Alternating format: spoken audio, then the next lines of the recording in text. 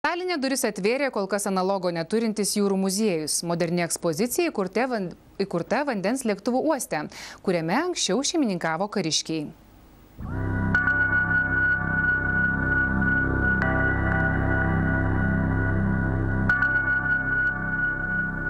Šis muziejus Taline atidarytas vos daugiau kaip prieš mėnesį jau sulaukė apie 50 000 turistų. Estai sako, kad tokio muziejaus nerasi visoje Europoje.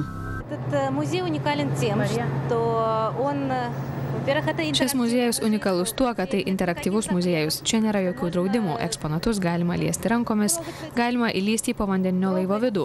Čia nėra apribojimų, kokių gali būti kituose muziejuose. Moderni ekspozicija, kurioje sukauptos unikalios valtys, jachtos, artilerijos objektai, lėktuvai, navigacijos ženklai, įkurta kariniame vandens lėktuvų uoste. Didžiulis angaras pastatytas dar Pirmojo pasaulinio karo metais. Vienas įspūdingiausių eksponatų povandeninis laivas Lembit.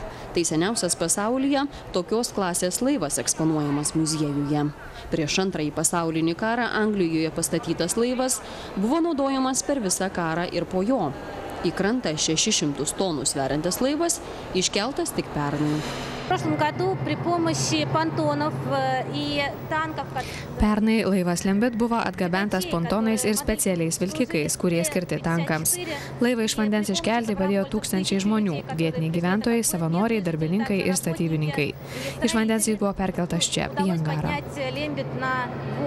17 milijonų eurų kainavęs muziejus skirtas visai šeimai. Čia ne tik eksponuojami unikalūs eksponatai, bet ir pilna interaktyvių pramogų. Čia galima persirengti jūrininkais, pilotuoti karo lėktuvo modelį, įsivaizduoti, kaip vykdavo karo mūšiai. Estai tikisi, kad iki metų pabaigos čia apsilankys apie 100 000 turistų.